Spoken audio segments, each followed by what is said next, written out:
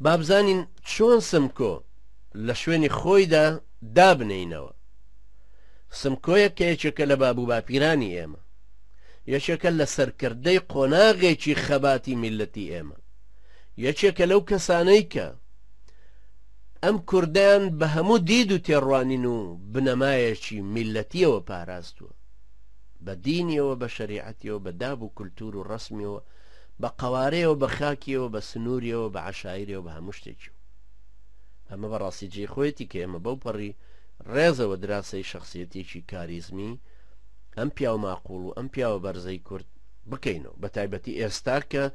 وەسائقی باشترمان کەوتۆتە بەردەست کە ئینگلیزەکان خۆیان بە درۆ خەنەوەتیایە، ئەوەی کە ئێستا وەسائقەکان دەرەکەوێ غەیری ئەوەیە کە کاتی خۆی بڵاویانە کردەوە کە سمکۆ شێتە، هەروەکو ئایانوت شێخ محمودی حەفید شێتە، یانیان و شێخ ئەحمەدی بارزانی شێتە، متعەسیبە، محەممەدین، شەڕخوازن، لاسەنگن، دڕندەن، پیاوکوژن، خوێنڕێژن، لەم جۆرە شتانە تەمان کەیلی. یەکەم ئەوە بزانین سمکۆ کوڕی ناوچەی خۆی و میلەتی خۆی و زروفی خۆیەتی. سمکۆ وەکو کوڕە کوردێکی چەوساوە و ژێردەستی شاکانی ئێران سەفەوی بوو بنیا قاجاری کە لە ژیانە چاوی کردوتەوە دیوێتی زۆر لە کەس و کار و پیاو ماقوڵ و دەمڕاست و باب و باپیر و دووبراکەی خۆی و کەس و کارەکانی کوژراون.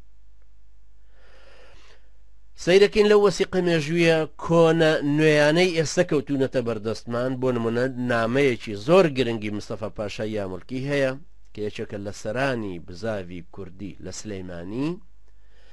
نامەکەی ئێستا بڵاو کراوەتەوە طبعاً لە وەزارەتی خارجی بەریتانی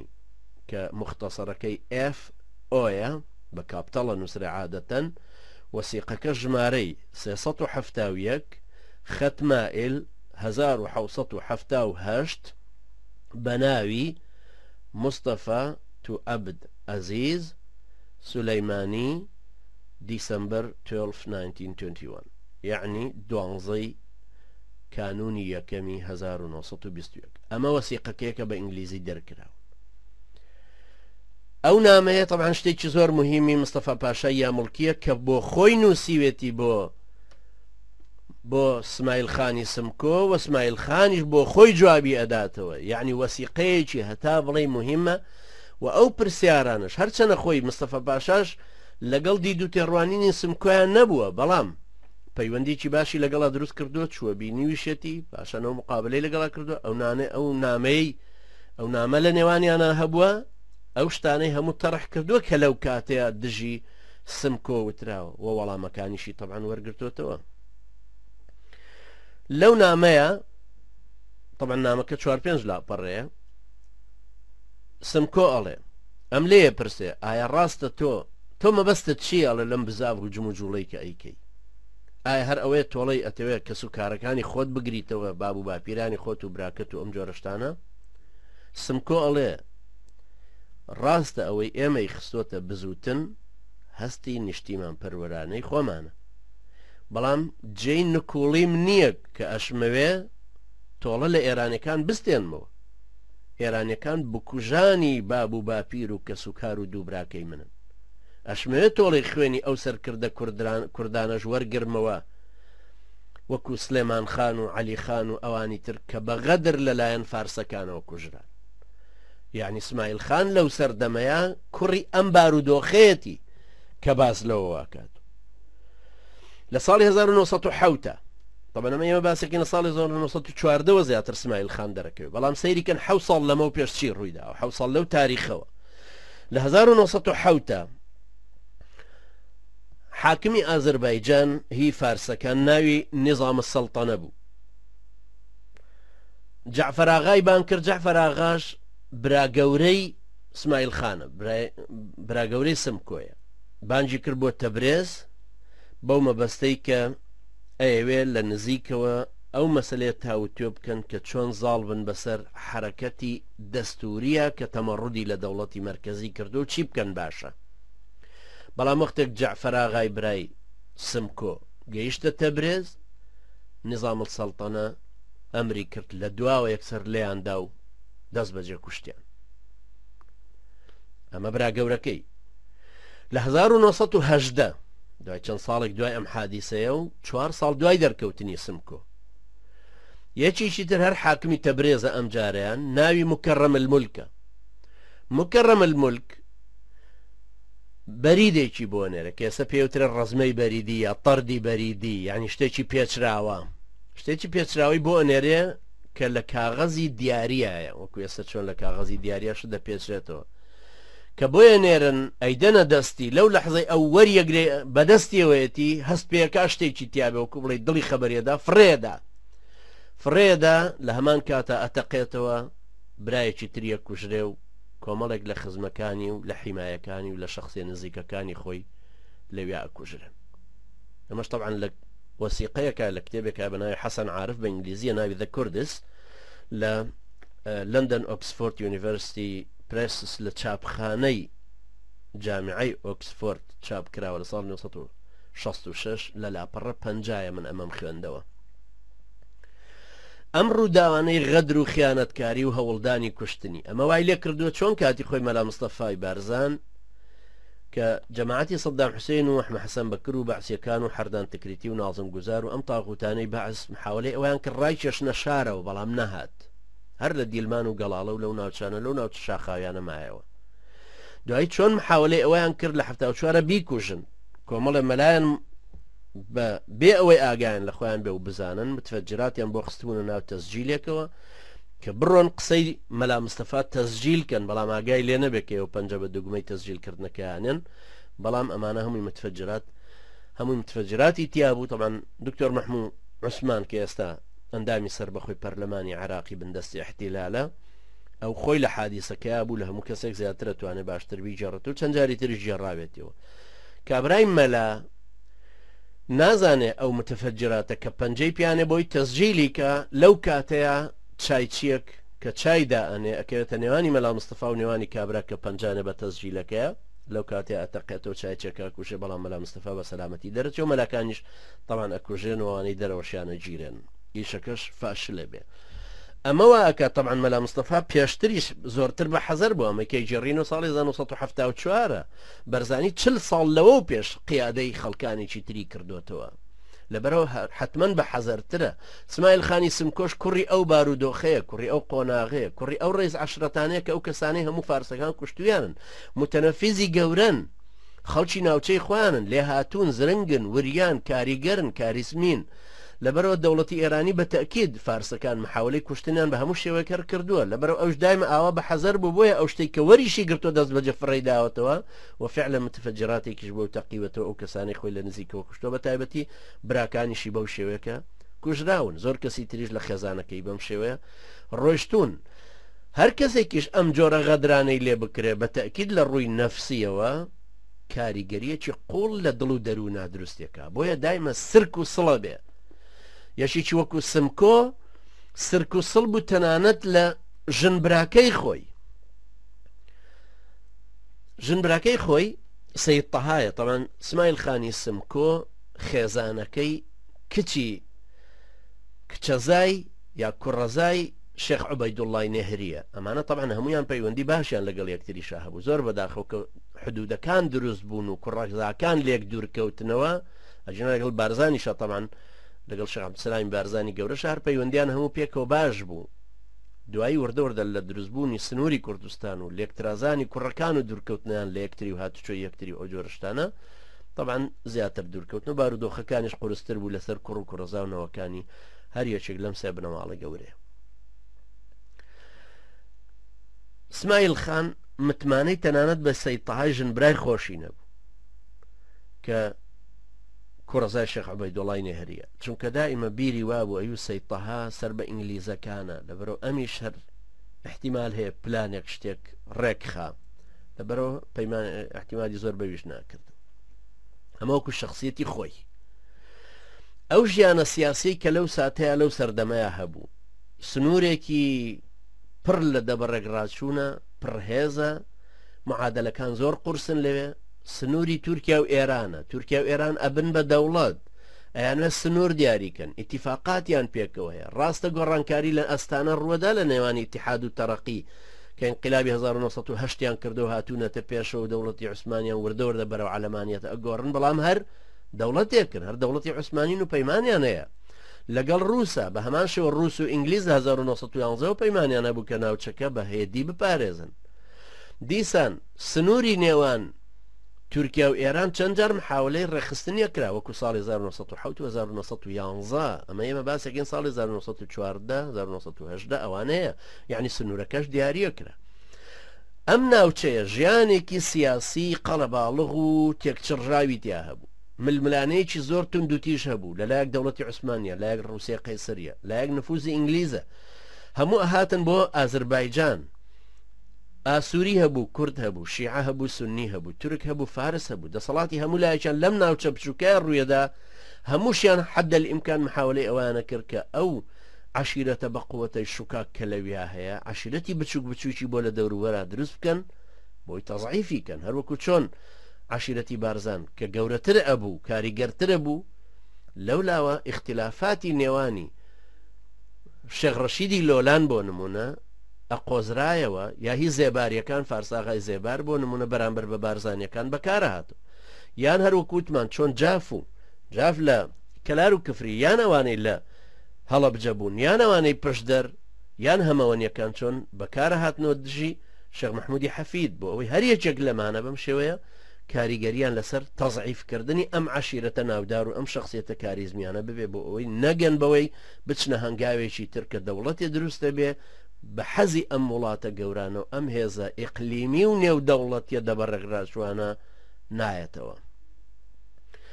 زۆرینەی شەڕەکانی ڕووس و عوسمانی هەر لەم ناوچە بوون زۆرینەی شەڕەکانی ئێرانی و عوسمانی هەر لەم ناوچانەوە بوون هەر لە ناوچەی کوردستانی ئێمەیە بوون ئەمانەش هەمووی وای کردبوو کە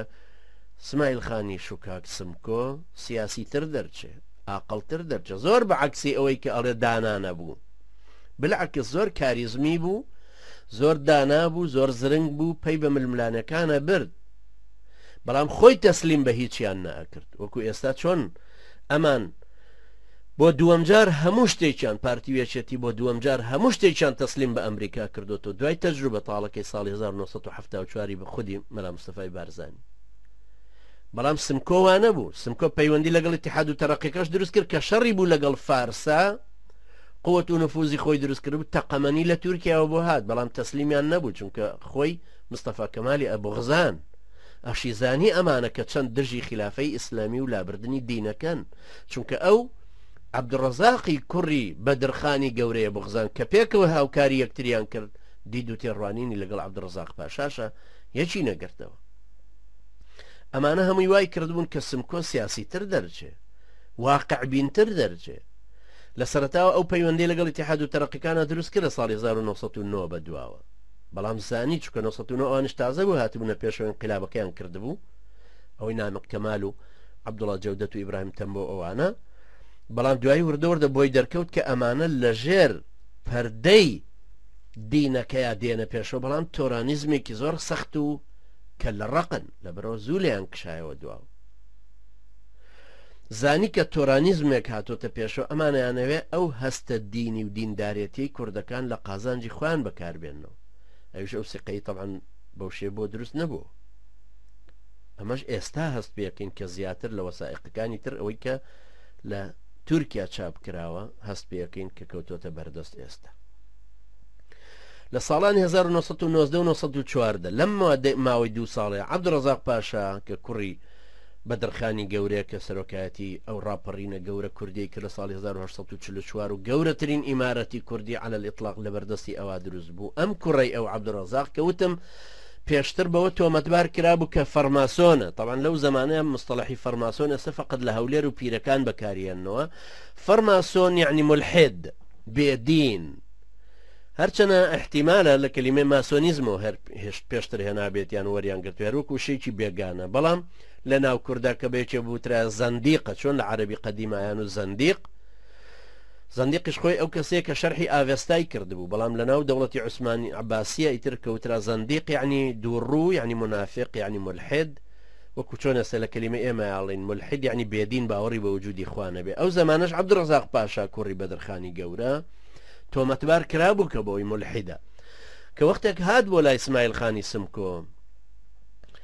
ویستیان پەیوەندیان پێکەوە هەبێ و ئیشیان پێکەوە کردووە فعلا لە ساڵی 1913 هەردووچیان ئیتیفاقی ئەویان کرد کە لە خوی سەرسنوور جەمعیەتێکی کوردیان دامەزران بە ناوی جەمعیەتی کوردی ڕۆشنبیری و تەنویر. کەلیمەی تەنویر لەو زمانە یعنی ڕۆشنبیرکردن طبعا یعنی ئەوەش سەردەمێ بوو هەموو بەو شێوەیە ئەبوون. عەبدوڕەزاق پاشا هەدەفی جەمعیەکەی وا ئیعلان کرد کە بڵاوکردنەوەی بیر و هۆشی نەتەوایەتی کوردیە، بەڵام لەبەرەوەی خۆی ڕووسی خوێندبوو و لە ئەستانەش پەیوەندی هەبوو و لە سەفارەتیش ئیشی کردبوو لە ئێران و لە ئەڵمانیا و هەروەها چوو بوو بۆ بەریتانیاش. پێشتر باسی ئەوم طبعا کرد و نامەکەشی کە نووسی بووی بۆ ڕووسەکان کە داوای جنسێ ڕووسیەکە داوای لە اسماعیل خانی سمکۆ کرد کە با بە هەمومان جەمعیەتەکە گەورەترکەین بیکەین بە حیزبێکی سیاسی و عایدی ڕووس بینەوە، باوا بکەین کە نووسینی کوردی بە ئەبجەدیەتی ڕووسی بنووسێ. ئەمە طبعا کتێبێکیش بە ناوی جەلیلی یەکێک نووسیوێتی، جەلیلیش لە کتێبەکەی خۆیان بە هەمان شێوە لە 1972 بەو شێوە باسی ئەو نووسین و عەبدوڕەزاق پاشا ئەوانە ئەکاتەوە بە هەمان شێوە. ئیتر زوو ئیختلافات لە نێوانی اسماعیل خانی سمکۆیە کە پێناچێت طبعا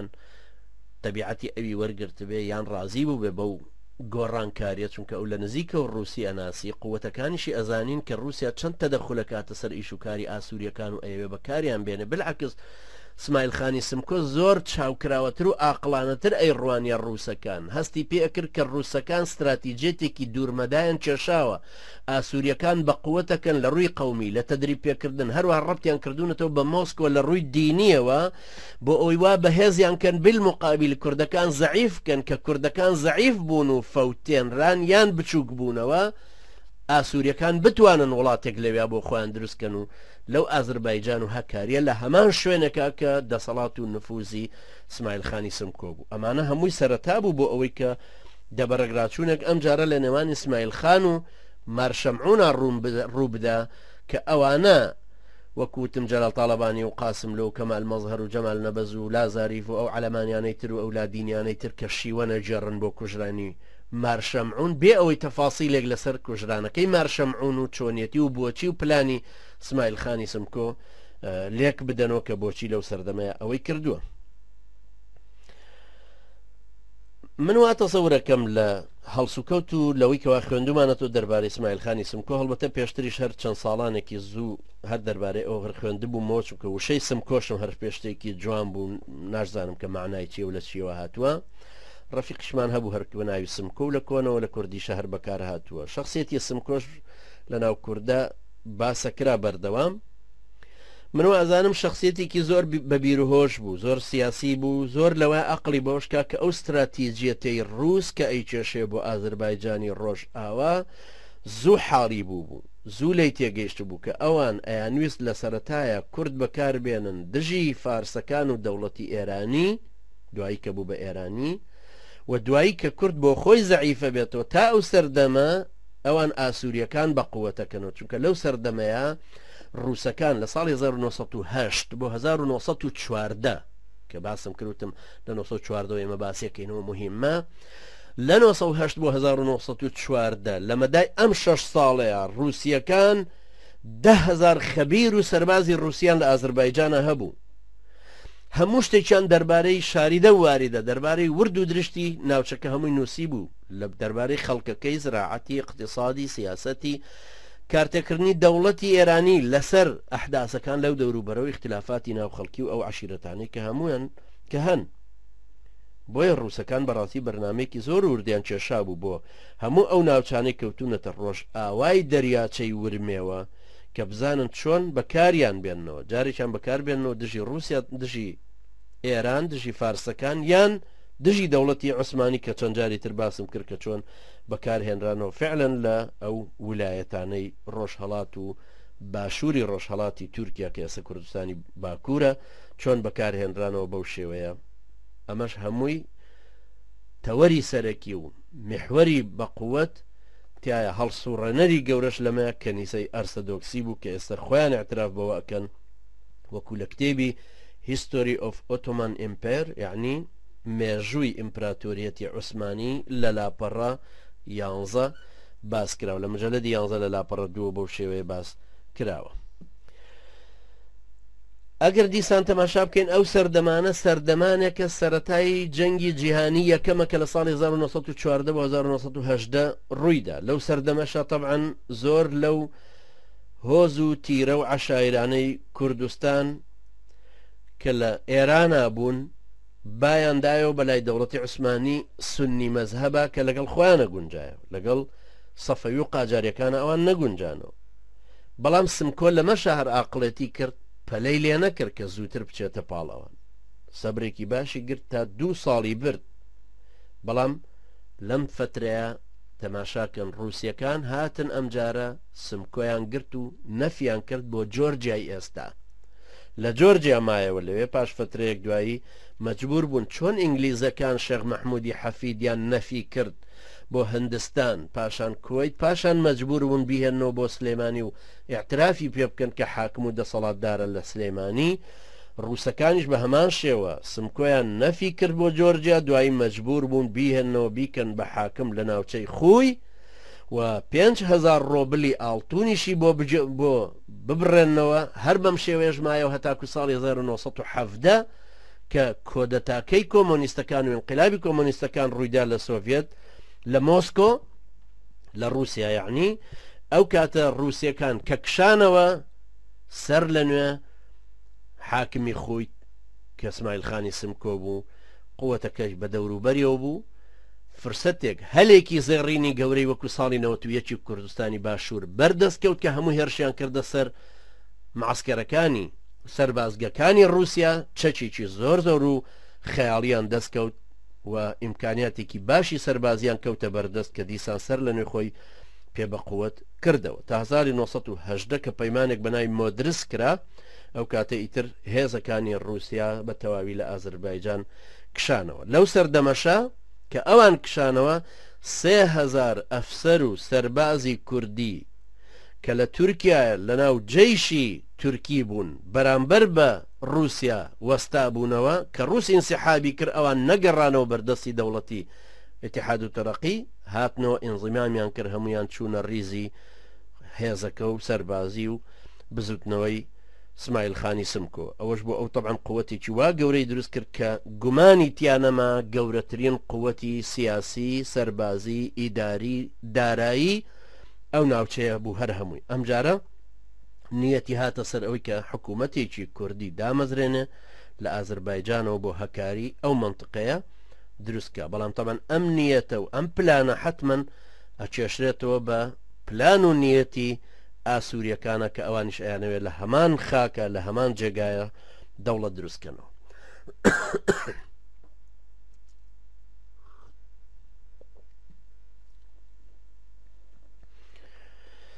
ئەمە ڕامانە کێشێتەوە بۆ ئەوەی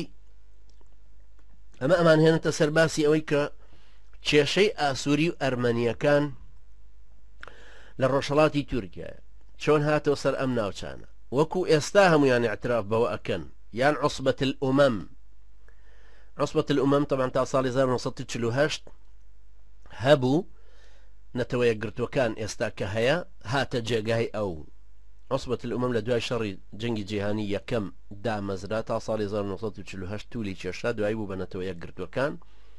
لە وەسایقی ئەویشە ئێستا هەیە کە یەکێک لەوانە ناوی League of Nations، یعنی عوسبەت الئومەم، question of frontier between Turkey and Iraq. لەم کتێبەیە لەم وەسائقانەیە باس لەوە ئەکا کە ئاسووری و ئەرمەنیەکان بە درێژایی تاریخ لەگەڵ دراوسێ مسلمانە کورد و تورکیەکان بۆ سەدان ساڵ لەژێر سایەی دەوڵەتی عوسمانیا بە ئەمن و ئاسایش و هێمنی و ئاسوودەی و ئاشتی پێکەوە ئەژیان. ئەمە طبعا لە تەقریری ئەمانە کە ساڵی 1924 باسەکە لە باسی مشکلەی مووسڵە ئیشارەت بەمە ئەداتەوە لەو کتێبە ئینگلی و وەسیقی ئینگلیزی کە خوێندمەوە. ئەرمەنیەکان و ئاسووریەکان هیچ ئشکالاتێکیان لە ناو کووردا نەبوو هەتا ئەو زمانەی کە ئەمان لە غەربیەکان دەستیان تێوەردان. ئەرمەنیەکانیان کرد بە سوپای خۆیان دژی دەوڵەتی عوسمانی لە ناخەوە لە ناوەوە بیکەیتەوە بە هێزێکی جاش و خیانەتکار دژی ئەو دەوڵەتی کە ساڵهای ساڵە لەگەڵیاژی لە پێناویەوەی کە گوایە دەوڵەتێکی مەسیحیانەی لەسەر ئەو خاکە ئیسلامیە بۆ دروستە بێ. ئەمە بەڕاستی شتێکی خەیاڵیە. خەڵکێکی ئەرمەنی وا سادە و ساویل کە حساب بکە کە ئەتوانە لەسەر ئەو خاکە دروستیکە هەروەکو ئێستاش بە هەمان شێوە کە هەوڵە درێ مەسیحیەکان کۆ بکرێتەوە بە ئومێدی ئەوەی کە دهۆک و خواروی یان دەوروبەری مووسڵ یان هەندێک ناوچەی لەو شوێنە بۆ تەخسیس بکرێ بە هەمان نیەت کۆ بکرێن و ئەمە بەڕاستی جێلێتیەکی گەورەیە دیسان حکوومەتی ئیدارەی کوردستانی کە ڕێگا ئەدا بەوەی مەسیحەکان بێنە ئەوێ هەر مەسیحیەکیش کە دێتە ئەو ناوچێ ئێستا تەمان ئێستا کە باسەکەم ساڵی 2007 یانی ئێستا هەر مەسیحێک لە عێراقەوەیە لە هەر شوێنێکەوە ڕائەکە و دێتە ئەو ناوچەیە حکوومەتی ئیدارەی کوردی بڕی $85 بۆ هەر سەر نەفرێک سەرخێزانێ بۆ هەر نەفرێک تەخسیسی کردووە بۆی کە بیداتێ بۆی لەو شوێنانی شتە جێ بکرێن بۆی بێن و کۆ بکرێنەوە لەو ناوچانە ئەمەش بە ئومێدی ئەوەی کە وەکو وەرەقە ڕەشوەیەک ئیدارەی کوردی بیدا بە غەربیەکان بۆی موافقەتی بۆ بکەن کە دەوڵەتێکی ئەلمانی کوردی لەو ناوچە دروست بکرێت کە بەڕاستی دیسان هەنگاوێکی تری خوار و خێکی سەرانی کوردایەتیە کە ئەینێنەوە لەسەر حسابی بیر و باوەڕ و قیەم و نەریت و بەهای کۆمەڵگەکانی دەوروبەری خۆیان کە ئەوەن شتێکی ناممکینە بێتە دی بەڕاستی و غەربیش ئاوا دی دووتێ ڕوانینێکی سادە و ساکارانە تەماشای کورد ناکە کەوا بزانێ کورد لە مەدای 100 ساڵی عەلەمانیەتی خۆیان پێگەیشتووە و ئەشێ دەوڵەتێکی کوردی بۆ دروستکە ئەوەش ناکە وەک چۆن ئینگلیز لە ساڵی 1940 پاشان دواتر نەیکرد و لە 1920 کوردەکانی لکانە بە عێراقەوەکو ویلایەتی مووسڵ ئێستاش بە هەمان شێوە قەناعەتم وایە کە ئەمریکاییەکان لە مەدایم 4 ساڵەیە دەرکەوت بۆ منیش و بۆ ئێوەش و بۆ سەرانی کوردیش کە دەستیەکی زۆر لە ئینگلیزەکان بێ ئەدەبانەترەکەن بە کورد و بە هیوا و ئاواتی کورد و سەرانی کوردیش دەستیان لە هەمبانەیەکی بەتاڵ زیاتر دەرناچێت لە ڕووی سیاسەتەوە ئەگەرچی دەستیان لە هەمبانەیەکی پڕ لە ڕووی پارەوە گیرە بێ لەو سەردەمانەیە ئاسووریەکان و ئەرمەنیەکان کە هەرچەنە هاووڵاتی دەوڵەتی عوسمانی بوون بەڵام هەڵوێستێکی سیاسی و سەربازی دژ بە دەوڵەتی عوسمانیان گرت و لایەنگری هێزی هاوپەیمانان و سوێندخۆرەکان بوون دژی دەوڵەتی عوسمانی ئەنجا بوون بە چەکدار بە سەرۆکاتی پەترۆس ئاغای خۆیان کابرایکی متەنەفیز بوو لە ناویانە لەگەڵ قواتی ڕووسیا یەکیان گرت لەشکریان لێ پێک هات ئەنجا هێرشێکیان هەنایە سەر ئەو گوندە کوردانی کە لەو دەوروبەرا بوو سەدان گوندی کوردی لەو کاتەیە ڕمێنرا سووتێنرا لە هەموو ناوچەی هەکاری لە ناوچەی ورمێ بێ ئەوەی سمایل خان هیچ هەڵس و کەوتێکی کرد بێ ئەمانەی وەکو تاڵەبانی و قاسم لەو تاڵەبانی و قاسم لەو کەمال مەزهەر و جەمال نەبەز و ئەمانەی کە ئێستا بۆ ئەرمەنیەکان ئەلاڵێنەوە ئەمانە باز لەوە ناکەن کە دەست پێشکەری ئەرمەنیەکان چەند زوو ئاسووریەکان هاتنە پێشەوە بۆ ئەوی ئەو گوندانەی کورد هەمووی وێرانکەن چۆن ئەو مرتەزەقە ئەرمەنیانە لەگەڵ ڕووسەکانە یەکیان گرت و کەوتنە دەرپەڕاندنی نزیکی 600 بۆ 1 ملیۆن کورد کە ڕووسەکان لە کوردستان ئینسیحابیان کردو ئەو هەموو ئەسلحەیە کە کەوتووە بەردەستی کورد دوو ئەوەندەش کەوتووە بەردەستی ئاسووریەکان چکە ڕووسەکان بەڕەسمی تەسلیم بە ئاسووریەکانیان کردن بۆیە بەڕاستی قونسولگەری فەڕەنسی لە ئەستەمبول یا ئینگلیزەکان یان ڕووسەکان هەمویان هەوڵی ئەو دروستکردنی ئەوانەدا لەو سەردەمەیە هێز و نفوزی ئاسووریەکان زۆر گەورە بوو پەترۆس ئاغا وەکو قیادەیەکی عەسکەریان هاتوو بۆ پێشەوە یەکێکی تریش قەشەیەکی گەورەی متەنەفیز وەکو تەوجیهی دینی و سیاسی هاتوو بۆ پێشەوە کە ناوی مارشەمعون بوو مارشەمعون نفوزێکی گەورەی بۆ دروست بوو لە دەوروبەری ورمێ ئەمە نفوزێکی وای لێ کرد کە تەماعی ئەوە بیگرێ هێرش کاتە سەر ورمێ بۆی لەژێر دەسەڵاتی سمایل خان دەری بێنێ و بیکا بە سەبەبێک بۆ ئەوەی کە دەوڵەتی خۆی تیادا بمەزرێنێ کە هێرشیان هێنایە نزیکی ورمێ گوندە کوردەکانی تریان سووتان سەدان ئافرەتی کوردیان لە ناو ورمەیە بە سەبایا برد ئەوەش تەمان کە لە ناو کوردەکانە بەڕاستی ئیتر بوو بە شتێکی گەورە ئەوانەیانزانی چونکە نفوز و قووەتی غەربیەکان بە تایبەتی لە لەندەن لە پاریس یارمەتی دەریان بوون خاستن کە ڕووس کشابەوە یەکسەر ئیستعدادی ئەویان هەبوو کە یارمەتی بدرێن بۆ دروستکردنی دەوڵەتێکی کیانێکی خۆیان لەو ناوچەیە کە لە مەسافەی ورمێ و هەکاریا ئیگرێتەوە ئەوانش کە ئەویان کرد تەبعاً ئینگلیزەکانیش هەرچەنە بە مارشەمعونیانەوت کە هەندێکی کە سەبر بگرێ ئیتیفاقێ لەگەڵ سمکۆ بکاستا سمکۆ بڵێن لە شەڕی فارسەوە زیاتر ئەگلێ زەعیفترە بێ و ئەتوانێت ئەو کاتە ڕاکێشرێتە خارجی ناوچەکان بۆ ئەوی زیاتر زەعیف بکرێ. بەڵام سمکۆ زوو هەستی بەوە کرد، زوو زانی کە ئاسووریەکان سیلاحێکی زۆریان وەرگرتووە، عیتادێکی زۆریان لە بەردەستایە، پاڵپشتێکی زۆری ڕۆژ ئاوایەکانیان هەیە، تەئیدێکی نێودەوڵەتیان هەیە بۆ دروستکردنی قوارەیەکی سیاسی خۆیان لەو شوێنە گەورەی کوردستان، لەو پایتەختەی ئەو لەو شوێن نفوزەی کورد لە نێوانی ورمێ و لە نێوانی ئازربایجان و هەکاری. لەبەر زۆر زیرەکانە بیری لەوە کردەوە کە ئەگەر سەری سیاسی ئەوان بفەوتێنە کە بریتە لە مارشەمعون، احتیمال هەیە وەکو تەزبیح وەک دەنکە تەزبیح هەموو بڵاوی لێ بکرێ. لەبەرەوەیش بۆ ئەو بەرنامەی ئەوەی کێشا کە چۆن ئەوان لە ناو خۆیانە بفەوتێنێ، ئەوان چۆن دەستیان لە ئیشوکاری ئەم کردووە، ئەویش بە هەمان شێوە بەرنامەی ئەوەی کێشا. بۆیە لە مانگی ئازاری 1970 جوابی بۆ مارشەمعون نارد کە وەرە گوندی کونەشار لەوێ دانیشین لە ناوچەی سەڵماسە. طبعاً باس لە پەیمانێک بکەین لە نێوانە کە هەبێ. ئەم شێوازەی سمکۆ لە شێوازی عاداتی ئەهلی ئیسلام ناوەشێتەوە کە غەدرە، لە شێواز و دابوو نەریتی کوردیش دیسان ناوەشێتەوە خەڵکێک بانکەیتە سەر ناوچەی خۆت و دوایی بیکوژی. بەڵام ئەمە یەکێکە لەوەی کە ئەم شێوازەی فێر کردبوو، ئەو ژیانەی ئەو کە بەم شێوەیە فێری کردهبوو و زانیشی کە کاریگەریەکە لە کوایە لەکوێ لە بڕبڕی پشتی ئاسووریەکان ئەتوانێت بدا مەشروعەکە هەمووی فەشەل پێبێنێ. وەختێک کە مارشەمعون گەیشتە ناوچەکە سەیری کرد 150 چەکداری لەگەڵان، هەندێکیان ئەرمەنین هەندێکی تر ئاسوورین. کاتێک کە پێکەوە ڕۆیشتن سمکۆ چەکی لە دەست یەکێک لە حیمایەکان وەرگرت و خێراش مارشەمعونی پێکوشت و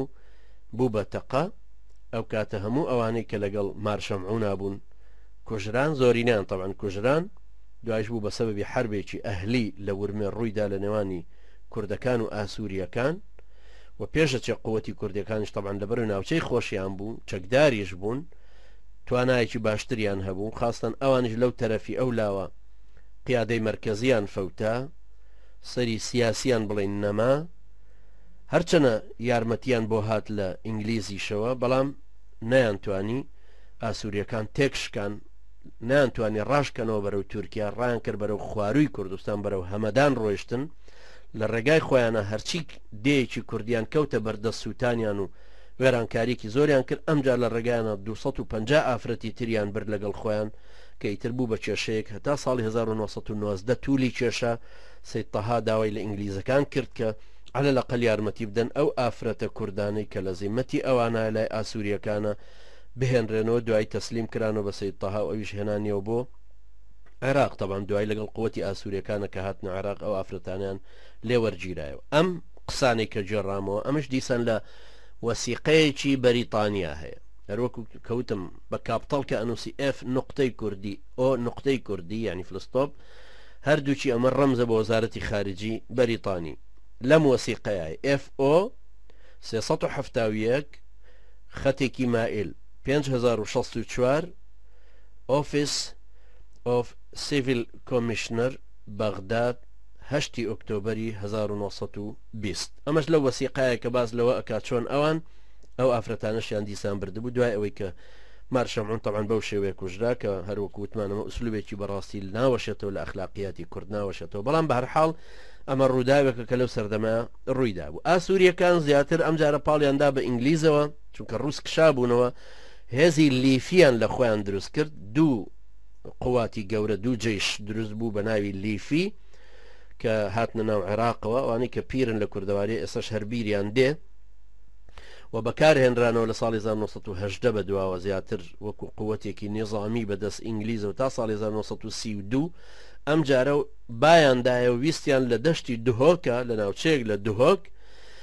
بتوانن لەوێ پێگەیەک دروستکەن بۆ سەرەتای هاتنی ئەو ئەرمەنیانە ئەو هەروەها ئەو ئاسووریانە. بالمقابل 20,000 ئاسووریش ئەرمەنی عەفوەن 20,000 ئەرمەنیش لە هەکاریەوە ڕایان کردبوو هاتوون ئەو ناوچانە کەوە لە مەرحەلەکانی داهاتووە باسیەکەمە چۆن ویستیان چۆن ئاوە ویستیان اسماعیل خانی سمکۆ ڕادەن و دوای دەوڵەتێکی ئاسووری لەوێ دروستکەن. ئەم جارە هەوڵیاندا عەشیرەتی بارزان لەوێ لابن، چکە عەشیرەتی بارزانیش نەفی کرا بۆ سەر حدودی بولغاریای ئێستا بە عەشرەتەکەەوە نەفی کران هەموو بۆ ئەوەی ئەو 20,000 ئەرمەنیەی لە هەکاریەوە هاتوون و ئەمانەی لەگەڵ جێیشی لیفی هاتوون دوای تێکشکانیان لە ورمێ لە دەشتی دهۆک لەو ناوچانە کۆ بکرێنەوە نفوزێکیان بۆ دروست بکرێت سەرەتایەک بێ بۆی بەرەو هەکاری ئەمجارە بڕۆنەوە دەوڵەتێکی مەسیحی لەو ناوچەیە دروستکردنەوەش طبعا دیسان یەکێکە لەو کێشانێکەوە ئینگلیزیش محاولەی ئەوەیە کرد کە بە کیانێکی مەسیحی لە ناو جەرگەی کوردەکانە باعتیبار کوردەکان دیندارن و داردەستێکی بەقوت یان هێزێکی لەبار و کاریگەری دەوڵەتی عوسمانی بوون بۆ سەرکوتکردنی و هەروها بۆ پاراستنیشی ئەوەش طبعا ویستیان بەو شێوێش ئەوە ڕوو بدا کە ئەوەش طبعا مایەوە وەکو هەمومان نەزانین دوایی طبعا دژی ئەو مەشروعە لە هەموو لایەکەوە دژی مەشروعەکە وەستانەوە بە سەرۆکایەتی شێخ ئەحمەدی بەرزانی و شێخ نورەدینی نەقشبەندی لە بامەڕنیە طبعا هەروەها شێخ محمودی حەفید لە سلەیمانیەوە مەدەد و یارمەتی بۆ ناردن بۆی ئەو مەشروعە کافرستانیە با بڵێن کە حاجی قادری کۆیش پێشتر ئیشارەتی بە ئەرمەنیەکاندا بوو کە ئەڵێ کوردستانەکەن بە ئەرمەنستان ئەوانش ئەیانویست لێەوە بیکەن بە ئاسووریستانێکی تر لەو ناوچەیە دروست ببێ بەڵام طبعا بە تەکید بە کوژرانی مارشەمعون شیرازەی ئەوان هەمووی پسا ئەمە هەرچەندە لە ئوسلوبێکی غەدرت ئەچێ کە اسماعیل خان کردوێتی بەڵام یەکێکە لە ئەحداسی ئەو زەمانە کە کاریگەریەکی گەورەی هەبوو لەسەر ئەوەی کە فعلەن نەهێڵرێ دەوڵەتێکی ئاسووری لە ناوچەی ئازەربایجانە دروست بکرا ئازەربایجانی غەربی بەرەو هەکاری کە کاریگەریە کە شوێنی پایتەختەکەی خێڵی شوکاک و سەرۆکایەتەکەیەتی کە اسماعیل خان بوو لە شوباتی 1990 اسماعیل خان ئیدارەیەکی حکومی بۆ خۆی دروست کرد دنیای زیاتر بۆ تەخت بوو ورمەی کردە پایتەختی خۆی هەموو ڕئیس عشیرەتەکانی بان کردنەوەوانی متەنەفیزن لە ناویان ئەنجومەنێکی گەورەی پێکهێنا کە ناوی ئەنجومەنی سەرۆک عشایرەکانی کوردستان بوو ئەو ئەنجومەنش طبعا کاریگەریەکی باشی کرد مناقەشەی ئەوە کرا کە ئیعلانی دەوڵەتێکی کوردی بکەن بۆ خۆیان ئەم ئەنجومەنی عشایرە طبعا حسابی بۆ بکەین لە هەموو ئەو سەردەمانەیە بەم شێوەیە دروستە بوو مەجلسێک کە لە بەردەستی شێخ محمودی حەفیدی شابوو هەروە بوو ئەو مەجلسەی بارزانیەکانیش لە دهۆک کردیان هەروە بوو چونکە ئەوەی متەنەفیز بوو ئەوەی کاریگەر بوو ئەو ڕئیس عشیرەتانە بوون ئەوانیش هاتن و لەوێ کۆبوونەوەیان کرد بەڵام سەید تەهای نەهری داوای لە سمکۆ کرد کە ئیعلانی دەوڵەتە کوردیەکە تەجیل بکرێ بەڵکو بتوانین هەندێک تەعاتوفی ئینگلیزەکانیش لەگەڵ خۆمان کەسب بکەین یان دەوڵەتێکی غەربی یارمەتی دەرمان بێ بۆی بتوانین نەبادا تەحالوفێکی ئێرانی تورکی دژی کورد ببێ و بە چاوپۆشینی ئەوان و فعلا ئەوی ژوا هاتەوە بۆیە لە هەمان وەختە لە 1990 اسماعیل خانی سمکۆ سەید تەهای نارد بۆ بەغداوتی باشە بڕۆتۆ قسە بکە لەگەڵ ئینگلیزەکان و بزانە هەڵوێستیان چییە و ئەویش کە هات لای ئینگلیزەکان ئەم سێ خاڵەی تەڕەح کرد یەکەم با بەریتانیا یارمەتی دەرمان بێت لە پێکهێنانی دەوڵەتێکی کوردی فیدرالی کە لە هەموو ئەو ویلایەتە کوردیانە پێک بێ کە لە ئێران و تورکیان دووەم حکوومەتی بەریتانی با پشتگیریەکی دارایی و سەربازیمان بکاهی ئەم دەوڵەتە کوردی کە تشکیلەکرێ و بالمقابل ئێمەی کوردیش ئینتیدابی بەریتانی قبوڵەکەین هەروەکو ئەو نیظامە مەلەکیانەی کە ئینگلیز دروستیەکە وەکو عێراق بۆ نمون سێهەم لە حاڵەتی نەبوونی حەزێک و ئارەزویەکی ئینگلیز لە یارمەتیدان و پشتگیری دارایی و سەربازی کوردەکانە با هیچ نەبێ بەریتانیا کۆسب دروست نەکات لە ڕێی دروستکردنی حکوومەتێکی کوردیە سەید تەها زۆر محاولەی ئەوەی کرد کە ئینگلیزەکان قەناعەت پێ بکات کە لەگەڵ ئەم حکوومەتە کوردیە تەجاوبیان هەبێ سەید تەها زۆر هات و چوو چەند جاری تر لەگەڵ ئینگلیزەکانە دانیشت زۆر جاری ئەوە خستە پێشچاویان کە ئەوەی کە بتوانێ ڕێ لە بەلشەفیەکان بگرێت طبعا کە ئەو کاتە مەترسیەکیان لەسەر مەساڵحی ئینگلیزی دروست کرده بوو ڕێ لە بەلشەفیەکان بگرێن نەیەنە خواروتر سمکۆیە ئەوە توانێ ئەو کارە بکە بەڵام ئینگلیزەکان بە هیچ شێوەیەک قەنەعەتیان لەسەر ئەو شێوەیە نەبوو بڕوایان بە سمکۆ نەبوو سیقەیان لەسەر کورد نەبوو بە هەمان شێوەش نەیانەویست ئەم سێ دەوڵەتەی کەوا وردە ئەخەمڵێوە کەوێتە بەردەستی کورد مستەفا کەمال لە ساڵی 1920 هاتۆ لە ئەنقەرە حکومەتدا ئەمەزرێنێ حکومەتێکی تەشکیل کردو حکومەتێکی تریش لە ئەستانەیە ئەوەی ئەستانە ئەپوکێتەوە ئەکەوێتە ژێر زەحفی یۆنانیەکان لەبەرەوە دەوڵەتی ئەنقەرە کە حکوومەتی ئەنقەرە دروستە بێت دەوڵەتی تورکیای نوێ عەلەمانیەکە کەوتۆتە بەردەستی هەموو ئەوانەیەکەوە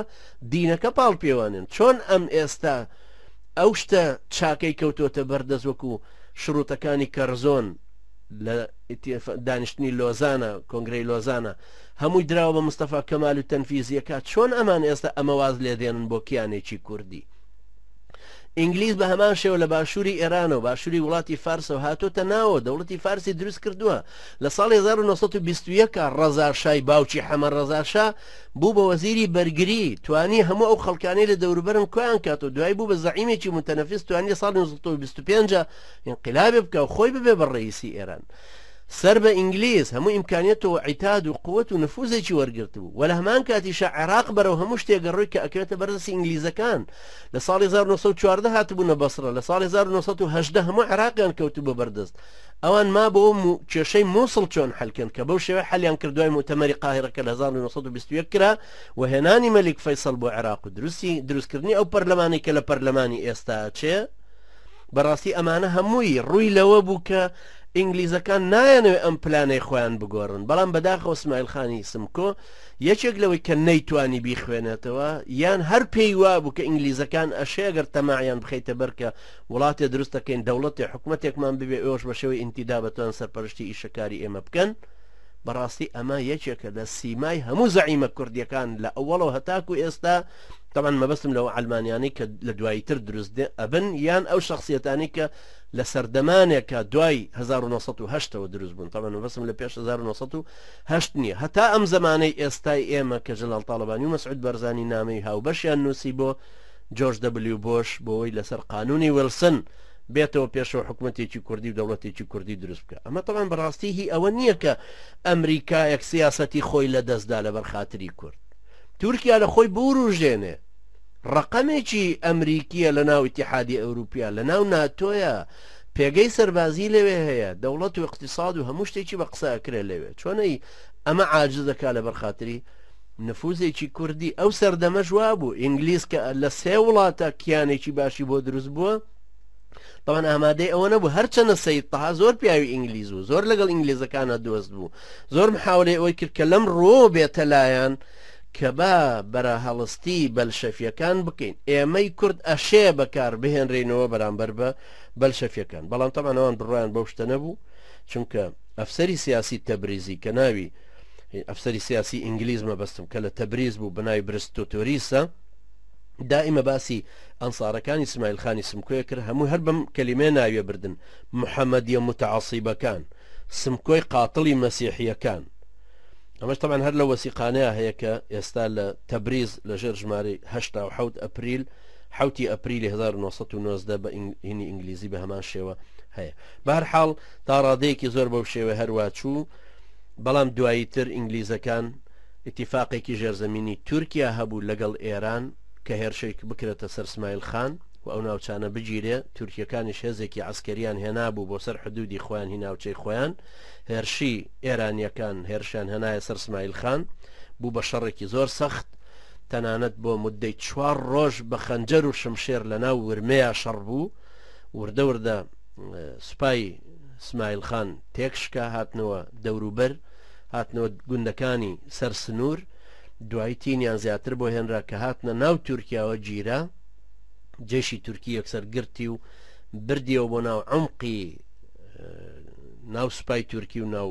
وڵاتی تورکان بەڵام دوای اسماعیلخان توانی لەوێ خۆی قوتارکە و بگاتە ڕەواندوز وەختێکی ئەنزانی کە لە ڕەواندوز دەرکەوتووە پاش فترێک لێەوە هات بۆ لای شێخ مەحموودی حەفید لە ساڵی 1923 ئیستقبالێکی زۆر گەورە کرا ئیستقبالێک کە شایەنی شخصیەتێکی وا گەورە بوو طبعا حتا بەناوی خاوەن شکۆ یعنی ئەو کاتە وەکو صاحب الجەلالە با بڵێن وەکو مەلیکێک باسەکرا هاتەوە بۆ ئەوێ و لەوێشەوە بۆ سلێمانی ئیستقبالێکی زۆر گەورە کرا هەروەکو ڕۆژی کوردستان کە ڕۆژنامەی ڕەسمی حکوومەتی کوردی شێخ مەحموود بوو لەسەری نووسی کە سمکۆ بە خێرهاتنی سمکۆ ئەکەن کە پارێزەری کوردستانێکە کە نەرم نابێ يعني سمكۆ نەرم نابێ بەخێر هاتی خاوەن شکۆ ئیسماعیل ئاغای سمکۆ بەم شێوەیە کە نووسرابووکە لە ڕۆژی کوردستان ژمارە 10 لە 1923 لە مانشێتێکی گەورە بۆ شێوەی نووسرابوو کە ئێستا لە ئەرشیفەکانە هەیە بەم شێوە استیقبالێکی زۆر گەورەکرا مایەوە لەوێ هەتا فترەیەک اینجا توانی جارێکی کە بڕاتەوە بۆ کوردستان و لەوێ سەر لە نوێ قووەت و نفوزێکی باش دروست بکاتەوە لەو دەوروبەرە مایەوە هەتاکو ساڵی 1930 جارێک کە هێرشێکی تری کرایەوە سەر و بەفیتی تورکەکان ئەم جارش بە هەمان شێوە دوای هاتەوە ناو تورکیا دیسان گیرا پاشان هاتەوە بۆ عێراق جارێکی تر ئەم جارە هاتەوە بۆ ڕەواندۆز بەڵام دوایی عەفوی عام هەر بەفیتی ئینگلیزەکان عەفوی عامی بۆ دەرکرا کە بگەڕێتەوە بۆ ئێران لە کاتی گەڕانەوەیە بۆ ئەوێ بەداخەوە کوژرا لە ساڵی 1930 شا عەفویەکی عامی بۆ دەرکرد کە بگەڕێتەوە ئەوش دوای چەند هەفتەیەک طبعا هاتەوە حاکمی نەغەدە استیقبالی کرد بە حجەی ئەوەی کە بێ بۆ نەغەدە شاخۆی دێ استیقبالیەکە ڕەزاشا کە وەختێک گەیشتە ناوچەکە لە دواوە لە حادیسەیەکی زۆر غامزە تەقەی لێکرا بڵین کوژرا بەو شێوەیە سمکۆ فەوتا سمکۆ کە یەکێکە لە هەروەکوتم لە سەرکردە کاریزمیە کوردیە بەهێزەکان ئەبێ ئەوە قوبوڵکەین سەیری بکەین کە ناشێ لە وەسائقی کۆمەڵی خەڵکێکی مارکسی یان یەهودی وەکو لازاریف فقط لە یەک گۆشە نیگایەکەوە تەماشا یەک ڕەفتارێکی ئەم شخصیەتە بکەین هەموو کوردێک هەموو سەرکردەیەکی کورد و شۆڕشی کورد و حیزبی کوردی نابێت لە یەک لایەنەوە تەماشا بکرێت بەڵکو پێویستە بارودۆخەکان هەمووی بخوێنرێتەوە ناشێ بە حکمی ئیسلامیش بە طبیعەتی حاڵ وەکو لە شروطی بوخاریە هەیە لە حەدیث کۆکردنەوەیە لە یەک حادیسە نابێ بەوەی کە شخصیەتێک زەعیف ناکریان تەوسیق ناکرێ بەهۆی یەک حادیسەوە کە کردوێتی بەڵکو بێ سیرەی ژیانی هەمووی تەماشا بکرێ ئەو کاتە حکمی شخصیەتەکەی بدرێ سمکۆ گومانیتیانە کە حرەکەتێکی ئیسلامی عەشایری کە عەشیرەتەکە لەسەر ئیسلام گۆش کراوە و تێکەڵ بە هەست و سۆزێکی میلی کە لێک جودا نەکراونەتەوە هەمووی پێکەوە هەن داڕشتنی شخصیەتی سمکۆ بەو شێوەیە کەس لە سمکۆی نەبیستوە ملحید و بێدین و دژی دین بوو بێ و لێشی نەبیستراوە نەشتۆتە دەرێ هەتا لەو ئەکادیمیانە بخوێنە کە ئەگەڕانەوە هەمووی عەلەمانی دەرەچوون وەکو عەبدوڕەزاق پاشا و ئەوانی تر سمکۆ شخصیەتێکی عەشایری ئیسلامی قەومی کوردیە کاریگەریەکی زۆر گەور و نفوزێکی زۆر باشی هەبوو بەڵام ئیتر زۆریشی محاولە کرد کە قەناعەت بە ئینگلیز یان بە ڕووس بکە یارمەتی بدەن لە دامەزراندنی دەوڵەتێکی کوردی هەڵبەتە جێی خۆیەتی کە هەموو وەختێ دراسی شخصیەتی ئاوا بەو شێوەیە بکرێتەوە ئەبێ ئێستاش سەرانی کوردی لەوە ئاگادار بن کە چۆن یارمەتی اسماعیل خانی سمکۆ نەدرا هەروەها بزوتنەوەکانی تریش بۆ دروستکردنی دەوڵەتێکی کوردی با یەکێکی وەکو سەید تەهاژ وتبێتی ئێمە ئەتوانین بزوتنەوەی بەلشەفیەکان ڕاگرین نابێت کابرای سەرانی کوردایەتی ئەم ڕۆژ پارتی و یەکێتی مەسعود بەرزانی و جەلال تاڵەبانی خۆ لە ئەمریکا ببەنە پێشەوە کە ئەشێ یارمەتی دەرمان بن بۆ دروستبوونی دەوڵەتێکی عەلەمانی کوردی کە بزوتنەوەی ئیسلامیتان بۆ ڕاگرین مەبەستم لە ڕابوونی ئیسلامی و ئەم سەحوە ئیسلامیە گەورەیە کە لە وڵاتانی دەور و بەرمان هەموو هاتۆتە پێشەوە لە کوردستانیشا پێگەیەکی گەورەی هەیە ناشێ ئینسان لە پێناوی هەدەفێکە کە نایەتە دی لە پێناوی متمانەیەکە کە بە کوفری ناکە بە هێزێکی دەرەکی ئیستیعماری ناکە کە بۆ بەرژەوەندی خۆی هاتۆتە پێشێ میلەتەکەی خۆی و بە دین و نەریت و دابوو دەستوریەوە بدۆڕێنێ هەروەها لەگەڵ دابوو نەریت و دید و تێڕوانین و قۆناغی گەشەی گەلانی دەوروبەری عەرەب و فارس و تورک پێک بچێشرێ چونکە زەرێکی گەورەترەکەن خی پەروەردگار ئێمەش و ئێوەش سەرکەوتوو بکە هەڵبەتە نەمویست وەسایقەکان بە تەفسیل تەبعاً بخوێنمەوە چونکە وەسایقێکی تری زۆرم لەبەردەستا هەبوون ئەمە بە شێوەیەکی گشتی دەربارەی اسماعیل خانی سمکۆ بوو ڕەحمەتی خوای لێبێ کە یەکێکە لە سەرانی کورد و بابوو باپیرانی ئێمە جێگای ڕێز و خۆشەویستی و جێگای احترامی ئێمەیە خی پەروەردگار ئێمە شوێوە سەرکەوتوو بکە دیت فراوانمان کە چاو بەرچاو ڕوونمان کە زیاتر تێمانگەێنێ لە دینەکەی و لە واقعی کە لەسەر کورد هەیە لە میلەتی خۆمان بمانکە بە ئەداتی قەدەری خۆی بۆ هەڵگرتنی پەیامی خوایی لە ناو میلەتی خۆمان و جێڕانەوەی بۆ ئەم ئیسلامە بەڕاستی تەنها ئیسلامیش چارەسەرە بۆ کورد، چونکە لە دید و تێڕوانینی فەلسەفی، سیاسی، فکری، هەروەها بەهاو نەریتی کۆمەڵایەتی، ڕەفتار و ڕەوشی تاک و کۆ ئەتوانێ باش پەروەردەی کا و شخصیەتی داڕێژێ. خوای گەورە ئێمەش پێوە سەرکەوت بکەوە. قول قولي هذا واستغفر الله لي ولكم وجزاكم الله خيرا والسلام عليكم ورحمة الله وبركاته.